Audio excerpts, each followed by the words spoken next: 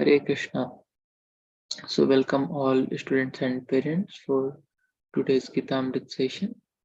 So we're discussing from chapter 4 of Bhagavad Gita. So we'll continue our discussion further.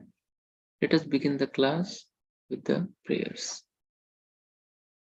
Om Jnanatimirandasya Jnananjana Salakaya Chakshurunmilitam Yena Tasmai Shri Gurave Namaha. Jai Shri Krishna Chaitanya Prabhu Nityananda Shri Advaita Gadadhara Shivasadi Gaur Bhakta Hare Krishna Krishna Krishna Hare Hare Hare Rama Rama Rama Hare Hare.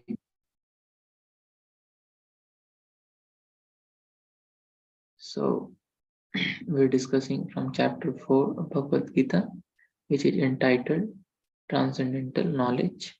So we'll continue our discussion from where we left in the previous class. So in the previous class, we have been discussing about how Lord Krishna tells to Arjuna about his imparting this knowledge of Bhagavad Gita before to Sun God. And this arouses a doubt in mind of Arjuna, that how is it possible that Lord Krishna has given such knowledge to Sun God, because both of them are contemporary.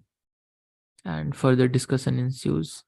So we see that Lord Krishna tells that whenever this knowledge is lost, he has previously told this knowledge to Sun God, Vivaswan, and Vivaswan told this knowledge to Manu, and Manu told this knowledge to Ikshvaku, the earthly king. So we see that this is the parampara of knowledge. The parampara means the disciplic succession. A teacher tells to the student, a student tells to another student, he becomes the teacher, and like that this knowledge passes on through person to person, teacher and student, teacher and disciple. So now why this is important? Because this is the way of gaining spiritual knowledge. Spiritual knowledge is not exactly like material knowledge, which we can experiment and verify. Spiritual knowledge is something which is very subtle, and it is not grossly perceived mostly. So, or it takes a great qualification to perceive it. Therefore, to keep the sanctity of knowledge, right, and not allow it to be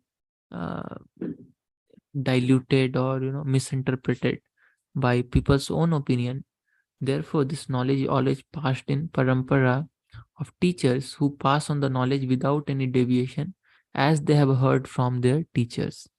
So when Lord Krishna speaks to Vyaswan, Vyaswan would learn it by a sense, understanding that how this knowledge is spiritual and not perceivable, right? Transcendental is the word we use. So then he would pass on to another disciple, and then the disciple become the teacher and pass on this knowledge like that. So we'll recite this sloka and understand the meaning. Evam parampara praptam imam rajarsayo vidu sakarane hamahata yogo nashta parantapa. So evam parampara praptam. So this knowledge is always achieved in or received in parampara. And imam rajarsyo vidu, and this is in the same way it is understood by saintly kings. And sakalaneha mahato yogo nashta parantapa. But in due course of time, what happens? This knowledge, this great knowledge is lost, right? Like that. So yeah, so now this understanding the science of God through parampara, why it is essential, let us understand this. So we see that even in our daily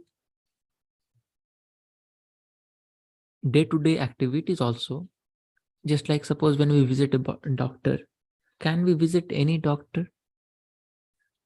Can we get treated by any doctor?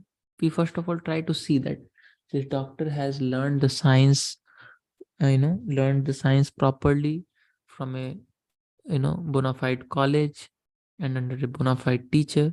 Then only we are ready to uh, ready to learn from, get treated by him, or uh, so like that. So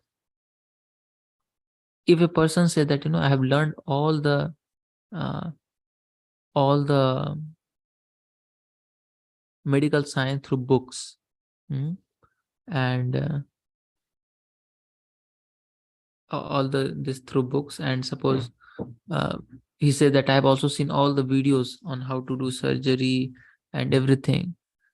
Do you think that we'll believe and get allow ourselves to be treated and operated by him? No, because unless a person has learned this from a bona fide teacher, bookish knowledge will not help, right?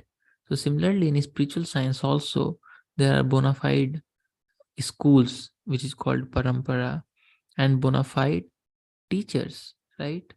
So, and therefore we should be careful to understand spiritual knowledge, right? And it needs qualification. Like here, Lord Krishna tells to Arjuna that I'm teaching you this because you are my devotee and friend. So this is a qualification. So we need devotion to the Lord to understand this science, right? Now one may ask a question that why this qualification is required, right? So because this subject matter which Lord Krishna is going to tell, it is very confidential, right? Gita is like a rahasya, Gita rahasyam, and without having a proper understanding, we cannot uh, we cannot properly get the essence. So to get the conclusion, to get the proper understanding of Bhagavad Gita, we need to have this devotion. Devotion does not mean blind faith. Like Arjuna was also asking question. We'll see that how Arjuna asking question and Lord Krishna is answering, but not with a mentality of um, fighting or criticizing or being judgmental, but with a mood of understanding. So when we have that proper mood, only then we will be able to understand the mysteries of Bhagavad Gita, because it is a great confidential science, right? So just like Arjuna asked a question that both of us are of the same age. Arjuna and Lord Krishna were contemporary, like friends. But how do I understand that you spoke the science of Bhagavad Gita before to sun god? How is that? So, and Lord Krishna answers that not only this question but many other question of Arjuna. So how we can understand Bhagavad Gita is by devotion, right? By becoming a devotee and in a relationship with God, right? In any one of the relationship with God. So we'll discuss further in the next class. So thank you all very much for joining today. Hare Krishna.